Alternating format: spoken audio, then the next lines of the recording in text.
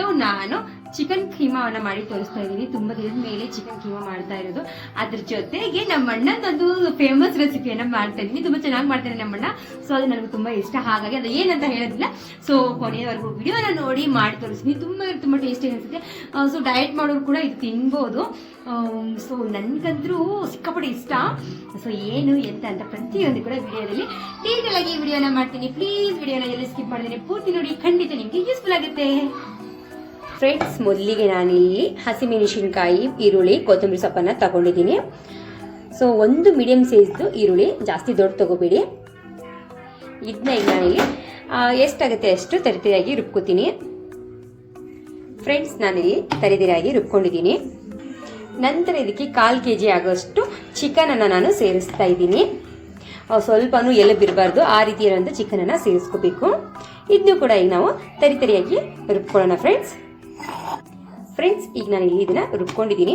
ಇದನ್ನ ಒಂದು ಪ್ಲೇಟ್ಗೆ ಸರ್ವನ್ನ ಮಾಡ್ಕೊಳ್ಳೋಣ.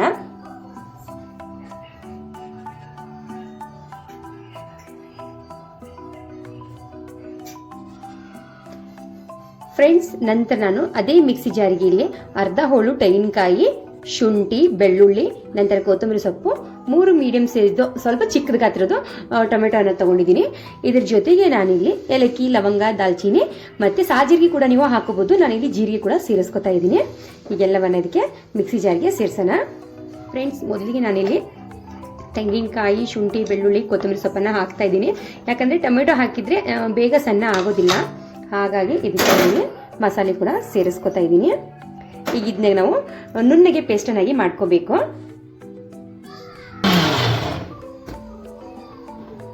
ಫ್ರೆಂಡ್ಸ್, ಇಲ್ಲಿ ಸಣ್ಣ ಆಗಿದೆ. ನಿಮ್ಗೆ ಎಷ್ಟು ಸಣ್ಣ ಬೇಕೋ ಅಷ್ಟು ಸಣ್ಣ ಮಾಡ್ಕೋಬಹುದು.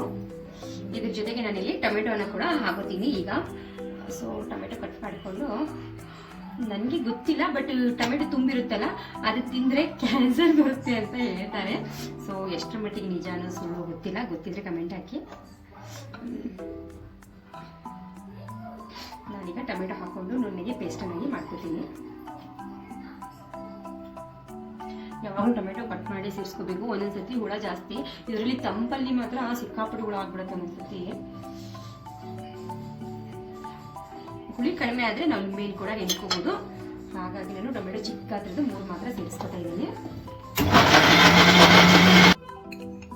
ಫ್ರೆಂಡ್ಸ್, ಈಗ ನಾನು ಇದಕ್ಕೆ 1 ಟೀ ಸ್ಪೂನ್ ಆಗೋಷ್ಟು ತುಪ್ಪ ಸೇರಿಸ್ಕೊತಾ ಇದ್ದೀನಿ.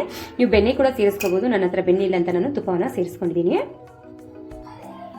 ನಂತರ ಇದಕ್ಕೆ ಕೆಂಪು ಮೆಣಸಿನ ಪೌಡರ್, ನಂತರ ಗರಂ ಮಸಾಲ, ಧನಿಯಾ ಪೌಡರ್, ಉಪ್ಪು ಮತ್ತು ಅರಿಶಿನವನ್ನು ಸೇರಿಸ್ಕೊತಾ ಇದ್ದೀನಿ. ಸ್ಪೈಸಿ ನಿಮ್ಮ ಪ್ರಕಾರ ನೀವು ಜಾಸ್ತಿ ಕಡಿಮೆ ಮಾಡ್ಕೋಬಹುದು.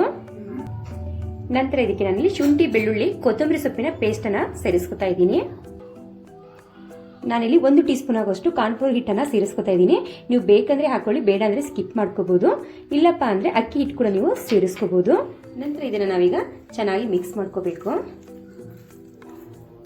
ಫ್ರೆಂಡ್ಸ್, ಒಂದ್ಸತಿ ಈ ರೀತಿ ಮಾಡಿಲ್ಲ ಅಂದರೆ ಟ್ರೈ ಮಾಡಿ ನೋಡಿ, ತುಂಬ ಚೆನ್ನಾಗಾಗುತ್ತೆ.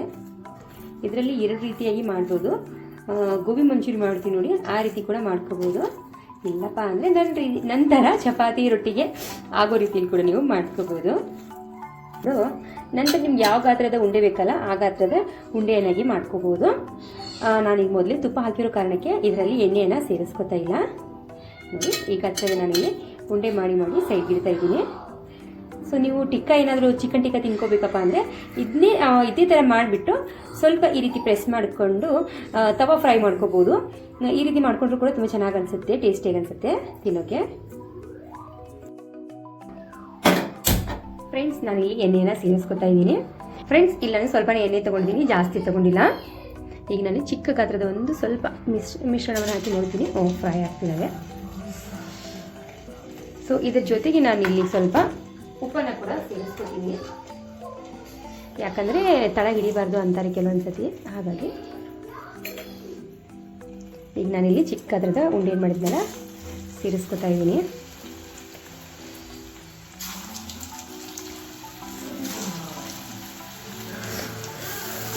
ನೋಡಿ, ಈ ಥರ ಮಿಸ್ ಆಗಿಬಿಡ್ತು. ಇಲ್ಲಿ ವಿಡಿಯೋ ನೋಡ್ತಾ ಅಯ್ಯೋ ಇಲ್ಲಿ ಆಮೇಲೆ ತೆಗೆಯೋಣ ಇದನ್ನು. ಸೊ ಇಲ್ಲಿ ಫ್ರೈ ಮಾಡ್ಕೊತಾ ಇದ್ದೀನಿ.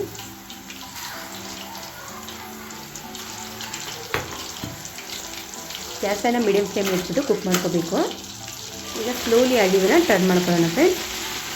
ಪರವಾಗಿಲ್ಲ, ಯಾಕಂದರೆ ಉಪ್ಪು ಹಾಕಲಿಲ್ಲ ಅಂದರೆ ಇಲ್ಲಿ ಹಿಡ್ಕೊಳ್ತಲ್ಲ ಅದೇ ರೀತಿ ಹಿಡ್ಕೊಂಡ್ಬಿಡುತ್ತೆ. ಹಾಗಾಗಿ ನಾನು ಸ್ವಲ್ಪ ಉಪ್ಪು ಹಾಕಿದ್ದು. ಸ್ಲೋಲಿಯಾಗಿ ಮಿಕ್ಸ್ ಮಾಡ್ಕೊಳ್ಳೋಣ. ನಾನು ಮೊದಲು ಹಾಕಿದ್ನಲ್ಲ ಅದನ್ನ ಇಲ್ಲಿ ಫ್ರೈ ಮಾಡಿಕೊಂಡು ತೆಗೆದಿಡ್ತಾ ಇದ್ದೀನಿ. ಸ್ವಲ್ಪ ಕಲರ್ ಚೇಂಜ್ ಆದರೆ ಸಾಕು, ಮತ್ತೆ ನಾವು ಕುಕ್ ಮಾಡ್ತೀವಲ್ವ ಹಾಗಾಗಿ.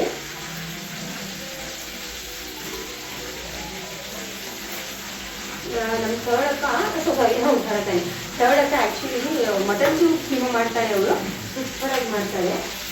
ಸೊ ನಾನು ಚಿಕನ್ ಮಾಡ್ತಾರೆ ಇತ್ತು. ಚಿಕನ್ಗಿಂತ ಮಟನ್ ಕೀಮಾ ತುಂಬಾ ಟೇಸ್ಟಿ ಆಗುತ್ತೆ. ಮಟನ್ನಲ್ಲಿ ಅಷ್ಟು ಟೇಸ್ಟ್ ಇರುತ್ತೆ ಹಾಗಾಗಿ ಚಿಕನ್ನು ಒಂಥರ ಪತ್ತೆ ಅನ್ಸುತ್ತೆ ಒಂದ್ಸತಿ.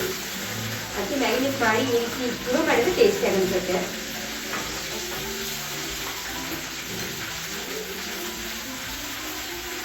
ಫ್ರೆಂಡ್ಸ್, ನಾನು ಫ್ರೈ ಮಾಡಿರೋಂಥ ಎಣ್ಣೆನೇ ಸ್ವಲ್ಪ ತೊಗೊಂಡಿದ್ದೀನಿ ಇಲ್ಲಿ. ನೀವು ಬೇಕಾದರೆ ಈರುಳ್ಳಿ ಕೂಡ ಮತ್ತೆ ಸೇರಿಸ್ಕೋಬೋದು. ನಾನು ಈರುಳ್ಳಿ ಸೇರಿಸ್ತಾ ಇಲ್ಲ. ನಂತರ ಇಲ್ಲಿ ರುಚಿಗೆ ತಕ್ಕಷ್ಟು ಖಾರ, ನಂತರ ಇಲ್ಲಿ ಚಿಕನ್ ಮಸಾಲ, ಉಪ್ಪನ್ನು ತೊಗೊಂಡಿದ್ದೀನಿ. ಸೊ ಸ್ವಲ್ಪ ಲೈಟಾಗಿ ಎಣ್ಣೆ ಬಿಸಿ ಆದ ತಕ್ಷಣ ಹಾಕೋಣ.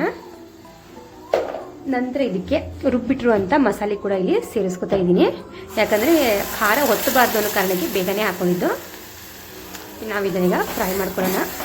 ಕೊಬ್ಬರಿದು ಹಸಿ ವಾಸನೆ ಹೋಗಬೇಕು, ಅಲ್ಲಿವರೆಗೂ ಫ್ರೈ ಮಾಡ್ಕೋಬೇಕು ಫ್ರೆಂಡ್ಸ್. ಸ್ಟೀಲ್ ಪಾತ್ರೆ ತೊಗೊಂಡ್ರೆ ತಳ ಹಿಡಿಯುತ್ತೆ. ಸ್ವಲ್ಪ ಕೈ ಪದೇ ಪದೇ ಇದನ್ನು ನಾವು ಅಲ್ಲಾಡಿಸ್ತಾನೆ ಇರಬೇಕು ಮಸಾಲೆದು. ಫ್ರೆಂಡ್ಸ್, ನಾನು ಎಣ್ಣೆ ಸ್ವಲ್ಪನೇ ಹಾಕಿದ್ದೀನಿ. ಎಣ್ಣೆ ನೀವು ನೋಡಿಬಿಟ್ಟು ಕ್ವಾಂಟಿಟಿ ಜಾಸ್ತಿ ಮಾಡ್ಕೋಬೋದು. ಸೊ ಈಗ ಇಲ್ಲಿ ಲೈಟಾಗಿ ಎಣ್ಣೆ ಕಾಣಿಸ್ತಾ ಇದೆ ಅಂತ ಅನ್ಕೋತೀನಿ. ಈಗ ನಾನು ಅದಕ್ಕೆ ನೀರನ್ನು ಸೇರಿಸ್ಕೋತೀನಿ.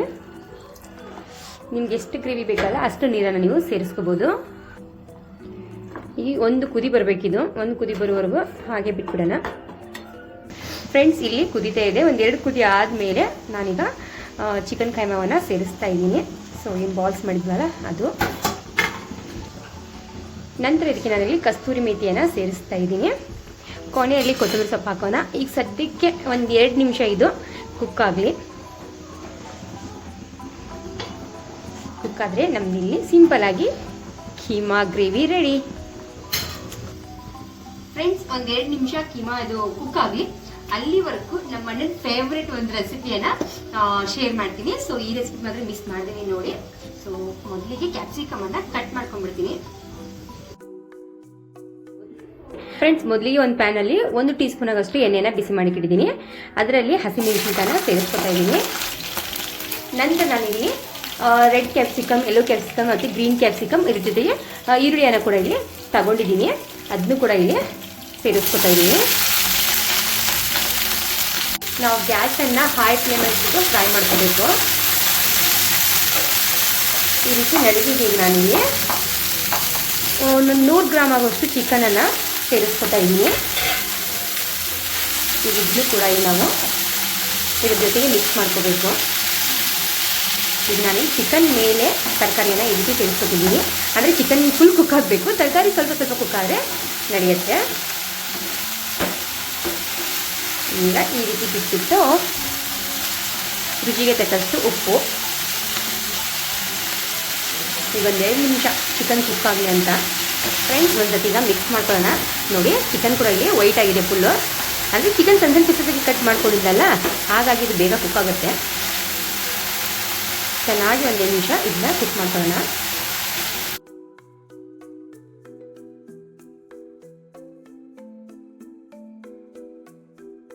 ಫ್ರೆಂಡ್ಸ್, ನನಗಿಲ್ಲಿ 1 ಸ್ಪೂನ್ ಆಗೋಷ್ಟು dark soya sauce, green chilli ಸಾಸನ್ನು ಸೇರಿಸ್ಕೊತಾ ಇದ್ದೀನಿ. ಇವಾಯಿತು, ಜಸ್ಟ್ 1 ಟೀ ಸ್ಪೂನ್ ಅಷ್ಟೇ. ಈಗ ಗ್ಯಾಸನ್ನು ಹೈ ಫ್ಲೇಮಲ್ಲಿ ಇಟ್ಬಿಟ್ಟು ಚೆನ್ನಾಗಿ ಮಿಕ್ಸ್ ಮಾಡ್ಕೋಬೇಕು. ಇದೊಂಥರ ಚೆನ್ನಾಗಿ ಅನಿಸುತ್ತೆ. ಸ್ವಲ್ಪ ಡಾರ್ಕ್ ಸೋಯಾ ಸಾಸು ಜಾಸ್ತಿ ಬಿಟ್ಟು ಸ್ವಲ್ಪ ಕಡಿಮೆನೇ ಹಾಕ್ಕೊಳ್ಳಿ. ಈಗ ನಾನಿಲ್ಲಿ ಗ್ಯಾಸನ್ನು ಆಫ್ ಮಾಡಿದ್ದೀನಿ. ಕೊನೆಯಲ್ಲಿ ಕೊತ್ತಂಬರಿ ಸೊಪ್ಪು ಹಾಕಿದರೆ ಸಾಕು. ಫ್ರೆಂಡ್ಸ್, ಪ್ಯಾನಲ್ಲಿ ನಮ್ದಿಲ್ಲಿ ಚಿಕನ್ ಕೀಮಾ ಮತ್ತು ಚಿಕನ್ದು ಇದಕ್ಕೇನಂತಾರೆ ಗೊತ್ತಿಲ್ಲ ರೆಸಿಪಿಗೆ. ಸೊ ನಮ್ಮ ಅಣ್ಣ ಒಂದು ಹೇಳಿಕೊಟ್ಟಿರೋಂಥ ರೆಸಿಪಿ ರೆಡಿ ಆಯಿತು. ಟೇಸ್ಟ್ ಯಾವ ರೀತಿ ಇದೆ ಅಂತ ಹೇಳ್ತೀನಿ. ಫ್ರೆಂಡ್ಸ್, ನೋಡಿದ್ರೆ ಗೊತ್ತಾಗ್ತಿದೆ, ಯಾಕಂದ್ರೆ ಸೊ ನಮ್ಮಣ್ಣ ಇಷ್ಟು ಕುಕ್ ಮಾಡ್ತಿರ್ಲಿಲ್ಲ, ಸ್ವಲ್ಪ ಇದು ಜಾಸ್ತಿ ಕುಕ್ ಮಾಡಿದೆ ಅನ್ಕೋತೀನಿ. ಅದು ಯೆಲ್ಲೋ ಕಲರ್ದು ಕ್ಯಾಪ್ಸಿಕಮ್ ಸ್ವಲ್ಪ ಕುಕ್ ಆಗಲಿ ಅನ್ನೋ ಕಾರಣಕ್ಕೆ ನಾನು ಸ್ವಲ್ಪ ಹೊತ್ತು ಬಿಟ್ನಲ್ಲ, ಹಾಗಾಗಿ ಸ್ವಲ್ಪ ಜಾಸ್ತಿ ಕುಕ್ ಆಗಿದೆ. ಸ್ವಲ್ಪ ಹಸಿ ಇರುವಾಗಲೇ ಕ್ಯಾಪ್ಸಿಕಮ್ ಗ್ಯಾಸನ್ನು ಆಫ್ ಮಾಡಬೇಕು. ಸೊ ಈ ಚಿಕನ್ ಕೂಡ ತುಂಬಾ ಚೆನ್ನಾಗಿ ಅನ್ಸುತ್ತೆ. ಇದು ಮಾತ್ರ ನಮ್ಮಣ್ಣ ಹೇಳಿಕೊಟ್ಟಿರೋಂಥ ರೆಸಿಪಿ ನಂಗೆ ತುಂಬಾನೇ ಇಷ್ಟ. ಸೊ ಲಾಸ್ಟ್ ಟೈಮ್ ಹೋದಾಗ ಕೂಡ ನಮ್ಮ ಇದನ್ನ ಹಾಕೊಂಡೆ ನಾನು ವಿಡಿಯೋ ಮಾಡ್ತೀನಿ, ನೆನಪೇ ಆಗಿಲ್ಲ ನನಗೆ. ಒಟ್ಟಲ್ಲಿ ಚಿಕನ್ ಗ್ರೇವಿ ಕೂಡ ಟೇಸ್ಟ್ ಮಾಡ್ತೀನಿ.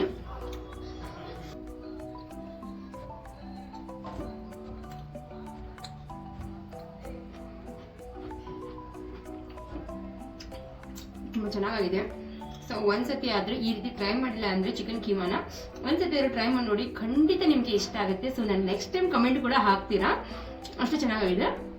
ನೀವು ಕೊಬ್ಬರಿ ಸ್ವಲ್ಪ ಕಡಿಮೆ ಹಾಕೊಂಡು ಗೋಡಂಬಿ ಸ್ವಲ್ಪ ಜಾಸ್ತಿ ಹಾಕೊಂಡು ಮಾಡಿ ಇನ್ನೂ ತುಂಬ ಚೆನ್ನಾಗಿ ಗ್ರೇವಿ ಆಗುತ್ತೆ. ನಾನು ಪೂರ್ತಿ ಕೊಬ್ಬರಿನೇ ಹಾಕೊಂಡು ಮಾಡಿದ್ದೀನಿ. ಸೊ ಈ ವಿಡಿಯೋ ನಿಮಗೆ ಇಷ್ಟ ಆಯ್ತು ಅನ್ಕೋತೀನಿ. ಈ ವಿಡಿಯೋ ಇಷ್ಟ ಅಂದರೆ ಪ್ಲೀಸ್ ಲೈಕ್ ಮಾಡಿ, ಶೇರ್ ಮಾಡಿ, ಹಾಗೆ ನಮ್ಮ ಚಾನಲ್ನ ಸಬ್ಸ್ಕ್ರೈಬ್ ಮಾಡ್ಕೊಳ್ಳೋದನ್ನ ಮರಿಬೇಡಿ ಫ್ರೆಂಡ್ಸ್. ಈ ವಿಡಿಯೋ ನೋಡೋದಕ್ಕೆ ಥ್ಯಾಂಕ್ ಯು ಸೊ ಮಚ್.